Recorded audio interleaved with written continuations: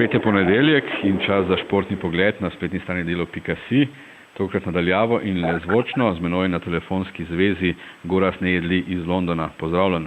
Pozdravljen iz oblačnega Londona. Oblačno, angleško, ne? Tako je, ja. Ampak ni pa dežja. Je pa tudi slovensko. Nogometaši Maribora so že tam, tudi ti si ravno prispel v britansko prestolnico. Kaj se dogaja v mariborskem taboru pred tako veliko tekmo in po tako nesrečnem porazu v slovenski ligi proti Celju? Celje je že preteklost, pred njimi je Chelsea in tako se tudi ravnajo. Pripravljajo se v običajnem ritmu, nič posebnega, bi rekel. Posledice celjskega poraza so tako rekoč nevidne. Zlatko Zahović je vse probleme na svoja pleča preusmeril. Ni nobenih ovir za Maribor. Zlatko Zahović kot vedno nekakšen strelovod, ko je treba, je prav to storil, da je preusmeril pozornost nase in tudi kakšno strelico ustrelil proti Joseju Mourinhu? Ja, takšen je, vzgojen nogometno in verjetno komunikacijsko z športnim svetom je na Portugalskem, tako da je že ve, kaj dela. Ne? In jaz mislim, da je kar v redu ukrepov, glede na to, da so se v Mariboru sprožile govorice, da so si nekateri igralci iz petka na soboto nekoliko podaljšali proste večerne urice po ogledu boksarskega meča Zavca in Madžara. Tako da je nekaj mogel ukrepati in očitno je pravilno ukrepal. Zlatko Zahović je za slovenske medije dejal, da je bil Mourinho še prevajalec, ko je on zabijal gole v Ligi prvakov. Misliš, da bo sporočilo prišlo na prava ušesa? Tudi če bo, mislim, da Mourinho ne bo posebne pozornosti temu dajal, ker potem bi dajal težo Mariboru in Zahodu. On pa je tak tip, da ne rad komu posebno težo daje. Razen sebi, seveda. Razen samemu sebi, tako je. No pa če pustiva ob strani te psihološke igrice, kakšne so možnosti Mariborčanov na Stamford Bridgeu? Vemo, da ligaške tekme v Sloveniji niso bile najboljše, tako pred Sportingom kot pred Schalkejem, pa so odnesli točki na obeh tekmah, lahko tudi proti tako močnemu Chelseaju. To je druga zgodba. Tukaj v Ligi prvakov Mariboru ni treba narekovati ritma, ni mu treba igrati, čaka.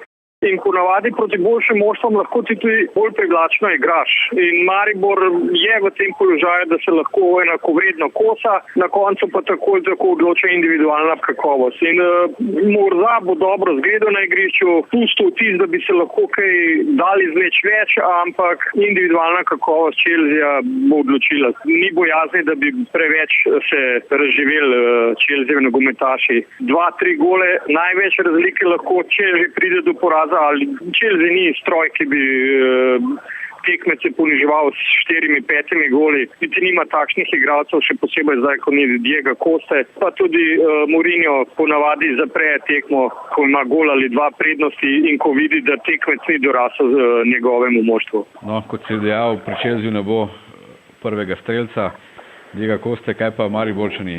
So vsi nared zdravi? Kakšna naj bi bila začetna enajsterica v Londonu? Začetna enajsterica pri Mariboru je zmeraj težko ugotoviti 11. Niti ene do zdaj še niso igrali v isti postavi. Verjetno so neznanke v napadu, v obrambi praktično ni. Kljub slabemu dnevu Aleksandra Rajčevića proti Celju. Prav tako Viler nima zamenjave ustrezne na levem boku, Stojanović je na desnem. Če so dileme, so povezane z napadom oziroma s postavitvijo z enim klasičnim napadalcem in pol špico iza njega. Ponavadi je to poskušal z Ibrahimom Šimunža rešiti, da v konici pa menja ali Tavares ali Mendy. Ne bi vedel natanko, kaj bo tokrat izbral.